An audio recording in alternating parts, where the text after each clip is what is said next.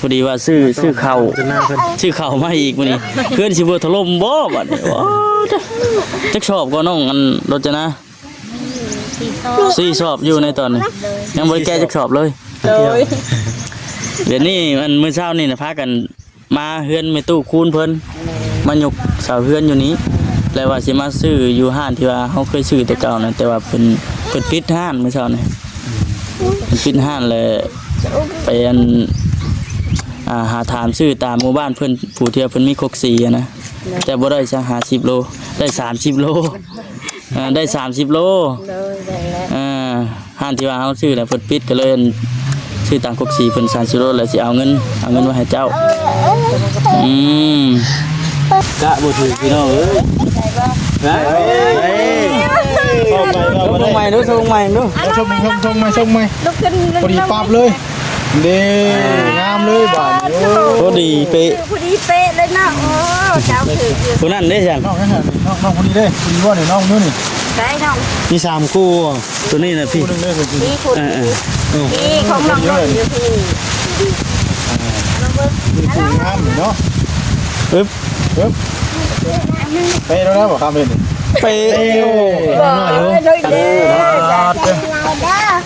ไม่ห่อนเนาะเป็นทางผู้ใหญ่เพิ่นเป็นไทยพระอุดมเพิ่นพระอุดมฝากเงินมาให้ทำบอกคำชื่อเข่าในเด้อเห็นกับเป็นเกิบหลักๆเลยคือเกิดทุกเข่าแต่ว่าตัวใดมันบ่รวมกันคิดว่าอะไรกันยาวข้างนอกให้อยู่เป็นแม่นี่เด้อไว้อันนี้ชื่อให้นะกะบ่อื่นเด้เนาะต้องชื่อแม่แล้วก็เงินนั้นที่ว่ามันเหลือจากการซื้อของนี้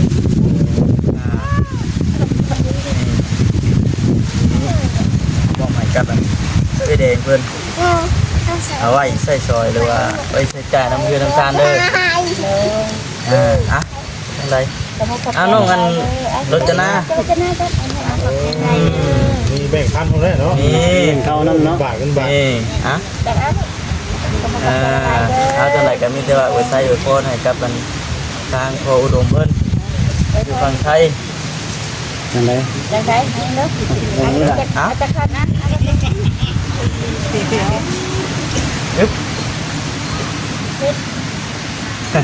ผมเป็นแม่ก็ได้ผมเป็นแม่ก็ได้ขอบขอบใจเลยเด้อขอบใจหลายๆเด้อพออุดมก็ได้ที่ส่งงานของเครื่องใส่ที่เงินเป็นคำมาให้ลูกหลานให้ครอบครัวของผู้ขาขอให้หนูหมั่นควันยืนเด้อสั่งให้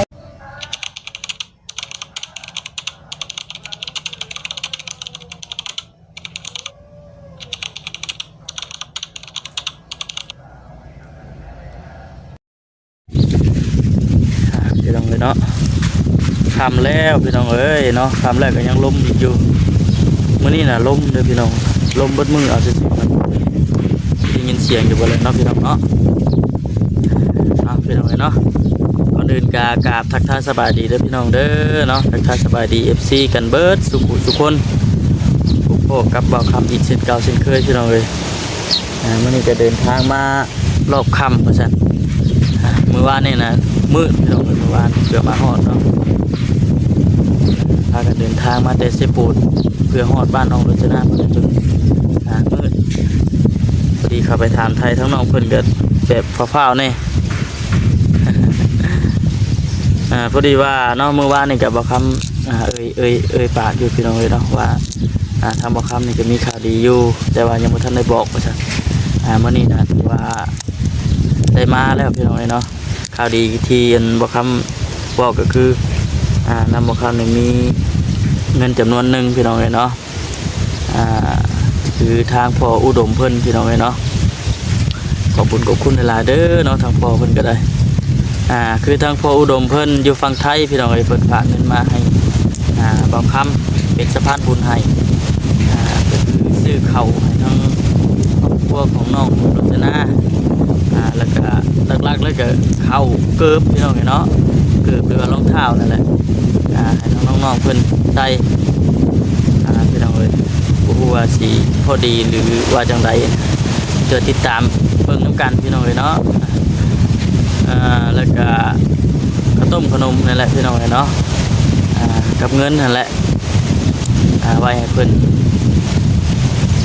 ไว้ซื้อจ่ายแนวใดมันจำเป็นนะพี่น้องเนาะแล้วก็เมื่อเช้านี่นะพากันมาแวะเฮือนแม่ตู้คูณเพิ่นก่อนพี่น้องเอ้ยเมื่อเช้านี่เพราะว่าคือเฮือนแม่ตู้คูณเพิ่นก็ยกเสามื้อนี้มื้อวันอาทิตย์มื้อเด้มื้อเพิ่นว่ายกเสามื้อวันอาทิตย์ก็เลยพากันเร่งรถมาเหาะเฮือนแม่ตู้คูณเพิ่นแต่ว่ามันคนละเส้นทางกันนะพี่น้องเนาะคนละเส้นทางกับว่าสิมาซื้ออันเข้าอยู่หั่นที่ว่าเฮาเคยซื้อแต่ว่ากระเจ้าวัดปิดบัดนะพี่น้องเนาะก็เลยไปหาซื้อตามมันหมู่บ้านหรือว่าตามคุกซีเพิ่นพี่น้องเนาะไปซื้อตามคุกซีแต่ว่าบ่ได้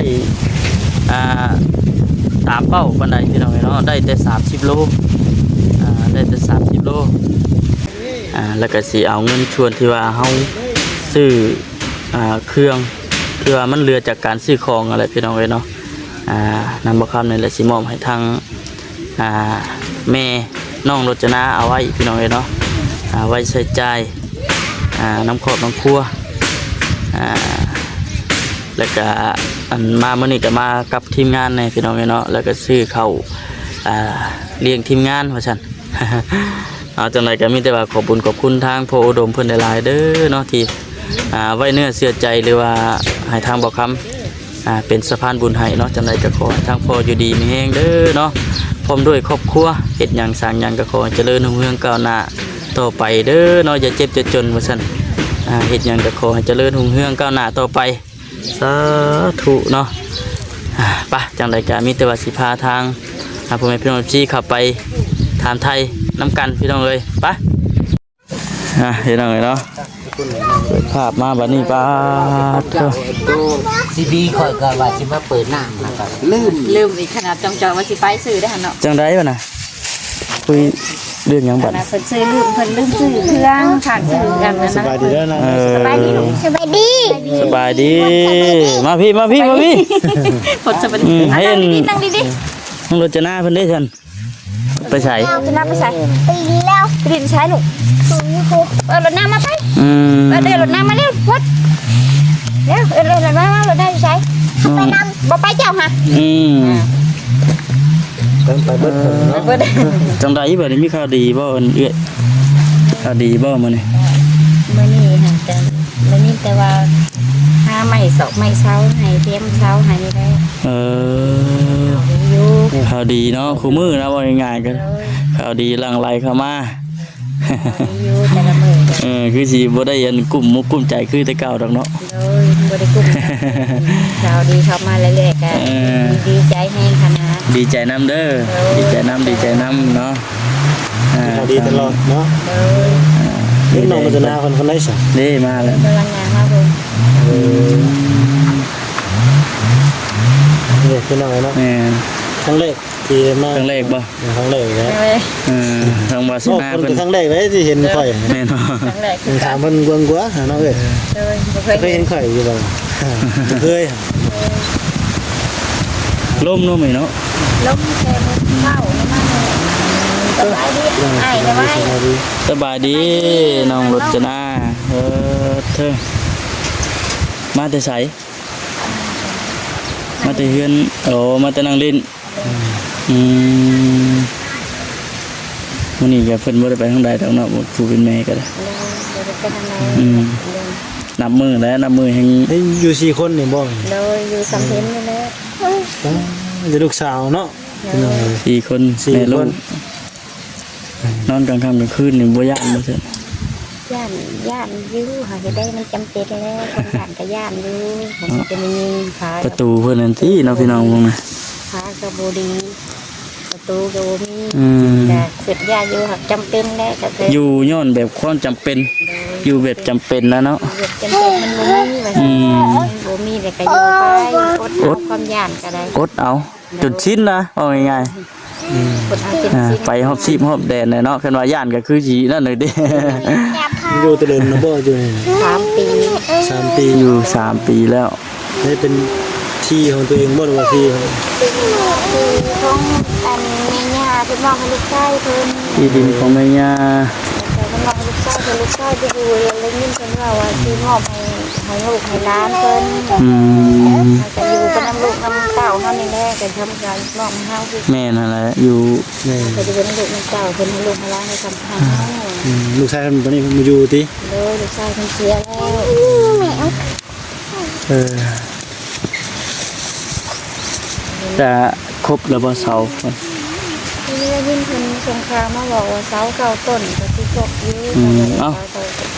สมมุติว่าปลูกได้สิปลูกวันใดอีกบ่ ทางอุน้ำ ข้างโอ้ข้างตัวนั้นน้ำตั้งอยู่เพิ่นเฮ็ดให้ทุกคนให้เพิ่นว่ามันเหมาะสมแน่ที่เบิ่งเห็นเนาะเฮาก็บ่รู้จักว่าเฮาสิทุกคนนะคะบ่ฮู้ตอนนี้แต่ผู้ใหญ่เพิ่น เนี่ยเพิ่นแนะนำเนาะ ทางความผู้ใหญ่เพิ่นแนะนำว่าวางได้กันเหมาะวางได้บ่เหมาะให้เพิ่นเบิ่งให้เฮาก็บ่มีความรู้ดอก แม่นเลย เดี๋ยวเพิ่นเฮ็ด เพิ่น ให้ แนะนำให้มาว่าเฮ็ดไปปลูกปัญหาจังได๋ก็ตามใจเพิ่นเฮาก็พอใจแล้วเฮาก็ดีใจ เลยเนาะ เฮาก็ดีใจเพิ่นมีน้ำอกน้ำใจเพิ่นมีน้ำใจมาตั้งมาปลูกให้เฮาอยู่เฮาเศร้าคือว่าเพิ่นก็มีน้ำใจดีที่สุด บ่เคยบ่เคยพ่อเคยเจอจักเทื่อแล้วบัดนี้ซั่นติเทื่อแรก ครั้งแรกเลยครั้งแรกเพิ่นก็พอเจอจักเทื่อเฮาก็พอไปหกตัวพอแล้วก็พอ แม่นจังไดน้องรจนาดีใจอยู่บ่ โดยดีใจ ดีใจอยู่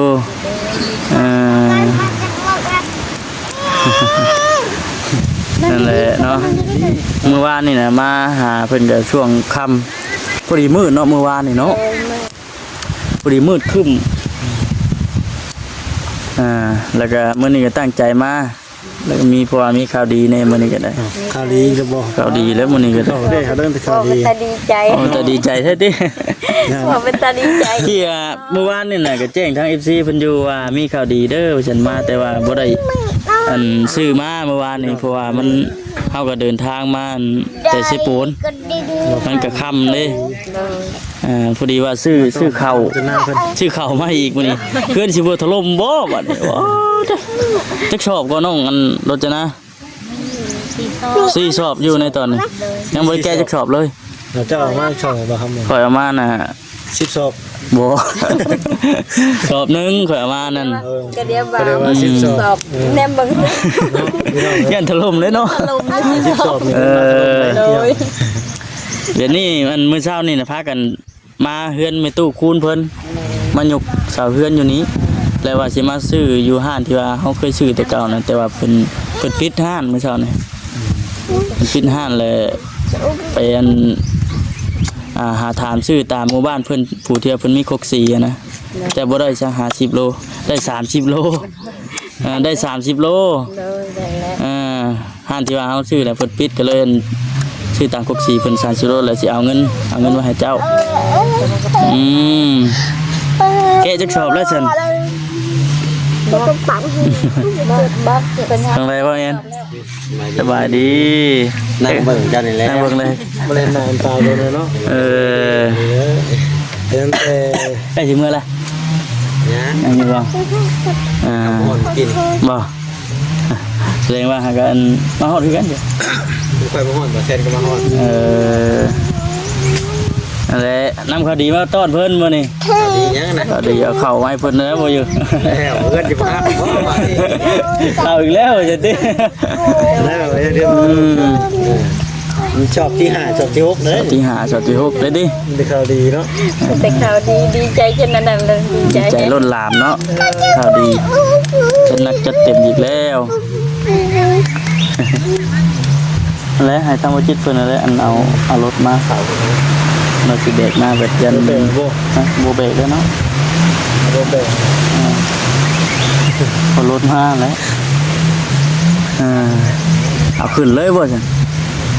เอาขึ้นเลยก็ได้ เอาขึ้นเลยบ่ เลย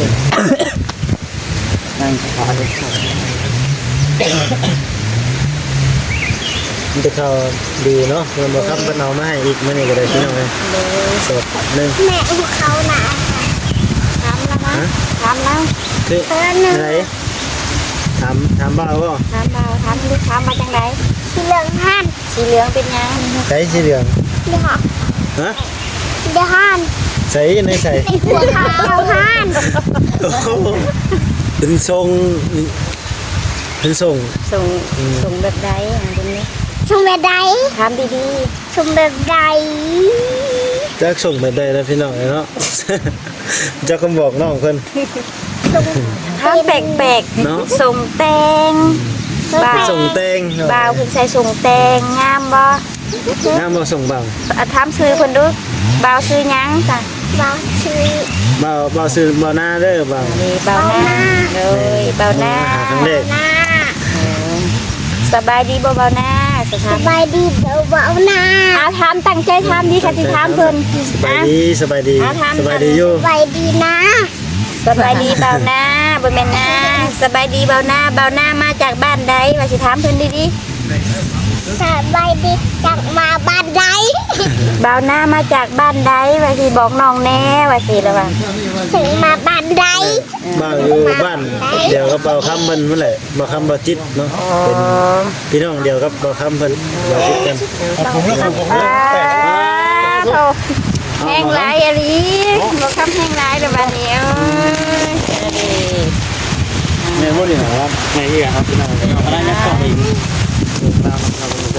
รับแรก ต้มขนมเนาะ แซ่บพร้อมบ่คำนี่ แม่นมีแซ่บพร้อมเลย เกือบบ่นี่น่ะ มีกาแฟมีทั้งขนม เกือบไปเกือบให้นี่ เฮ้ยลองดูฮะ ใช่ดีมันมาแต่ละห้องนู่น เป็นหน้านี่คือสิบ่ได้ดอก กะบ่ถือพี่น้องเอ้ยนะ เฮ้ย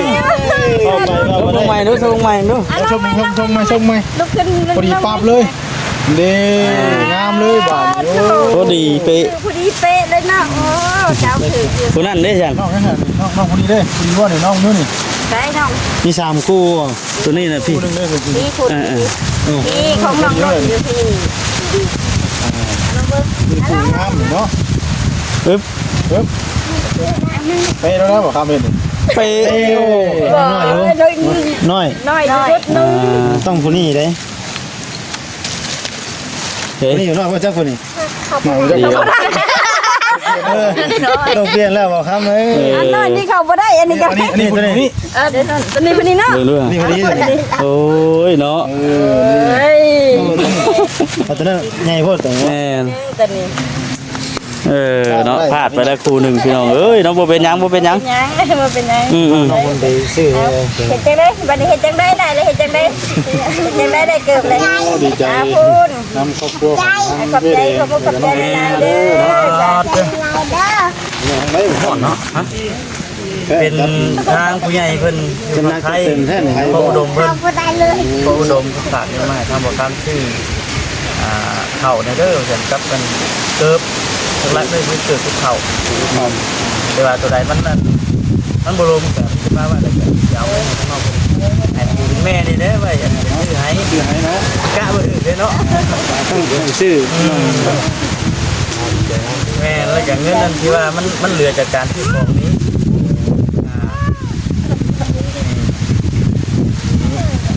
บอกหมายกับ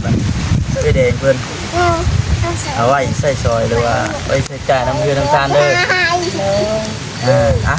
อะไรน้องอันรจนา มีแบ่งพันคนได้เนาะ นี่ เขานั่นเนาะบาทกันบาท นี่เอาจังไรก็มีแต่ว่าไว้ใส่ไว้พอให้กับมันทางพออุดมเพิ่นอยู่ฝั่งไทย นั่นเลย ได้ใช้เนาะจะคัดนะ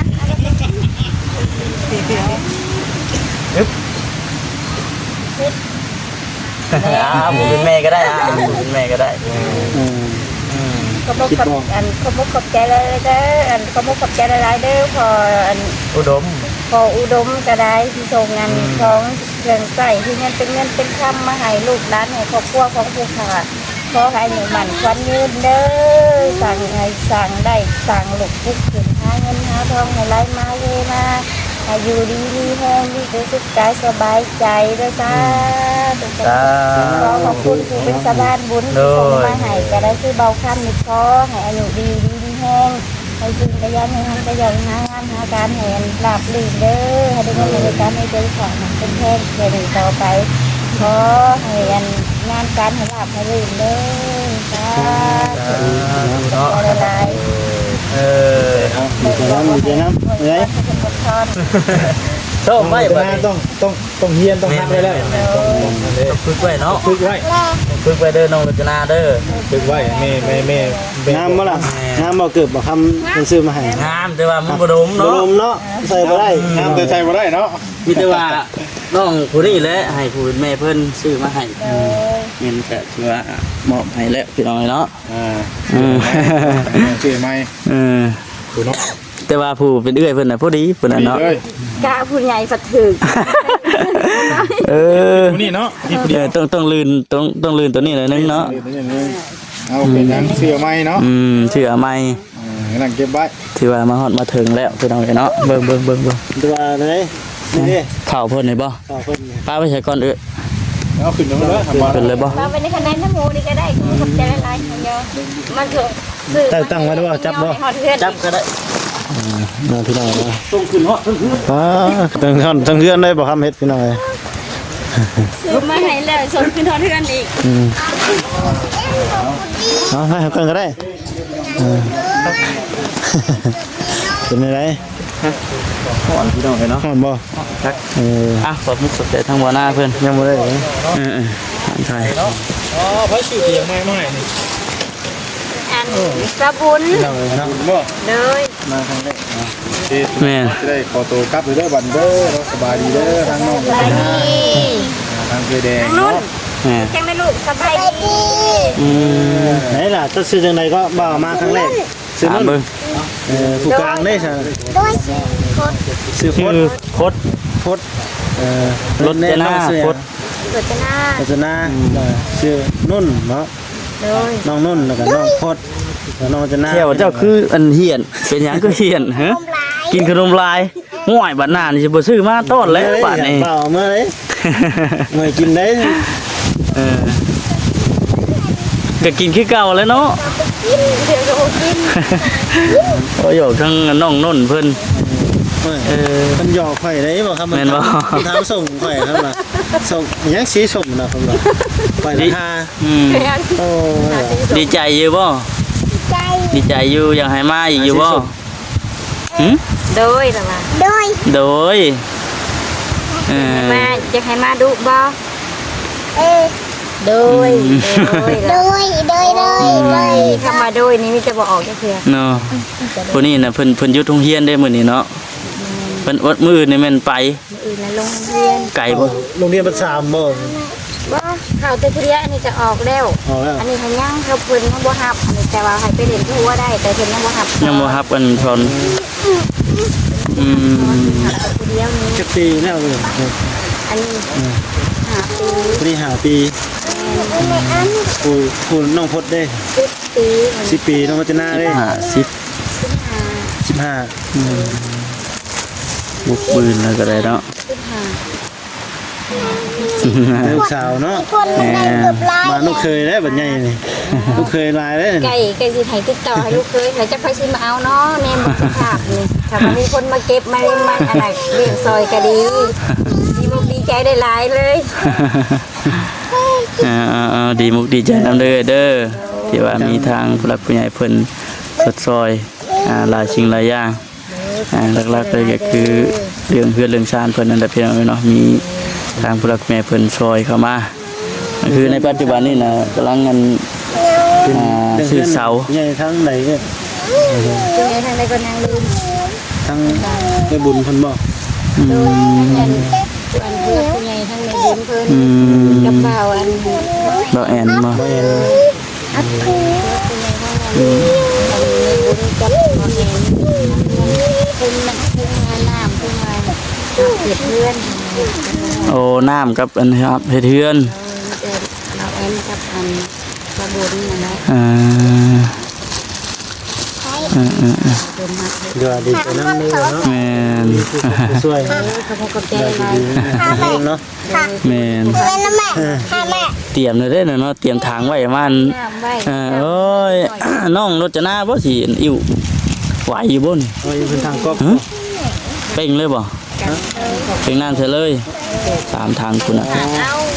หาบมาแต่พุ่นแหละมาเทใช่นี้ โดยหามาแต่เพื่อนเอา โอ้ไปเอาอยู่เพื่อนหมู่ เขาได้ใช่ไหม หามเป็นนี่ฮะได้น้ำซ้ำทางในขู่แตกไปจริงนึง ไผน่ะไปเบิ่งดูหาน้องรถจะนะหาบแล้วบ่ ไปเบิ่งครับ นี่พาไปเบิ่งอยู่ทางไหนไปอืม หาบมาได้จังหาบเอ้าเต็มเลยเด้เนาะบ่ฮู้ครับ หาบเต็มนี่จนลืมติเธอเตรียมแล้วพี่น้องเนาะแต่และมื้อใดก็สิเจาะบัดมื้ออื่นน่ะแม่นเจาะเจาะทางใดก็เนาะ เพิ่นว่าให้เจาะเท่านี้แต่ว่าที่ขังเขาเลยบ่ฮู้ว่าเขาสิเจาะได้ไส มันก็ต้องเพิ่นต้องได้ยามก่อนเนาะยามเบิ่งว่าบนใดหรือว่าจุดใดมันมีน้ำแล้วจังลงมือเจาะหานะบ่แม่นว่าสิเจาะไปแล้วโลเลแล้วพี่น้องเนาะต้องยามมันก่อนนะเนาะ ไปนะพี่ละมาสิได้กลับก่อนแล้ว รับแล้วเฮาก็ได้เอาดีมุกดีจานนั่นแหละจำนี้ก็ได้เนาะ ขอบใจหลายๆฉันนี่จำพอใจแล้ว โอเคเอาสบายดีพี่น้องเนาะมีแต่ว่าสิจบคลิปกันทางบ่คำก็ได้ที่ว่ามาถึงเลยล่ะพี่น้องเนาะมาถึงแล้วจิ้มเข่ามาให้กับครอบครัวน้องเพชรจนาพี่น้องเนาะในก็มีแต่ว่าขอบบุญขอบคุณหลายๆเด้อเนาะทางพออุดมเพิ่นที่มอบให้ทางบ่คำเป็นสะพานบุญให้ก็ได้เนาะท่านใดก็ขอให้ดีมีแฮงเจ็บจะได้คมไข่อย่ามีปรารถนาสิ่งใดก็ขอให้ได้ดังใจปรารถนาเด้อเนาะไปพี่น้องจังใดก็อยู่ดีมีแฮงสบายดี